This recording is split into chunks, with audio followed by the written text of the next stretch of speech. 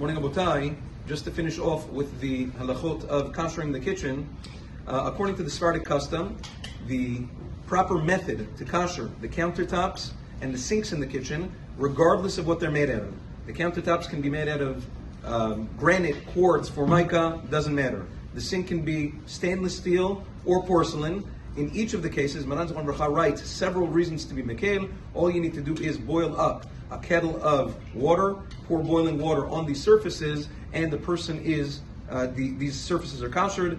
Once again, even if your sink is porcelain, that's the way to kasher it. Some people do this 3 times on porcelain sinks, but according to the letter of the law, you don't need to. It's also a good idea, the strainers on the bottom of the sink, to switch them for Pesach, because sometimes they get really, really filthy and gunky, and it's impossible to clean that, so it's a good idea to switch them. It's very cheap. Now, some people have the minhag to cover these surfaces, cover the countertops, cover the sink. Again, it's a nice thing to do. It's a chumrah, but not required according to the letter of the law if you do that. Now, there are other appliances in the kitchen that people sometimes like to kasher, such as a dishwasher and microwave.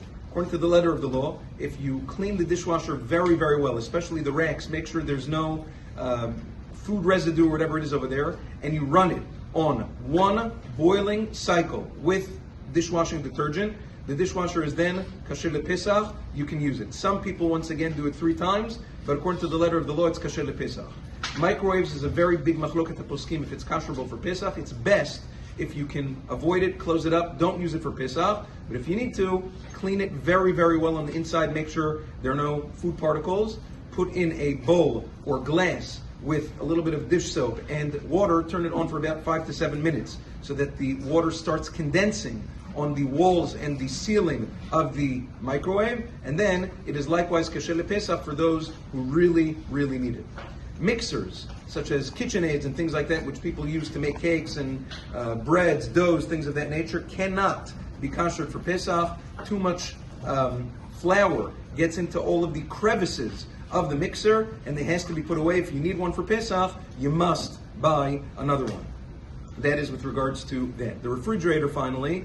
The refrigerator doesn't need kashering. Everything in there is cold. You just really need to take everything apart, the shelves, the racks, the compartments. Make sure you scrub everything down to make sure that there are no crumbs or otherwise any other chametz residue left in the refrigerator. Scrub it down very well, and then it is kasher lePesach. Have a wonderful day.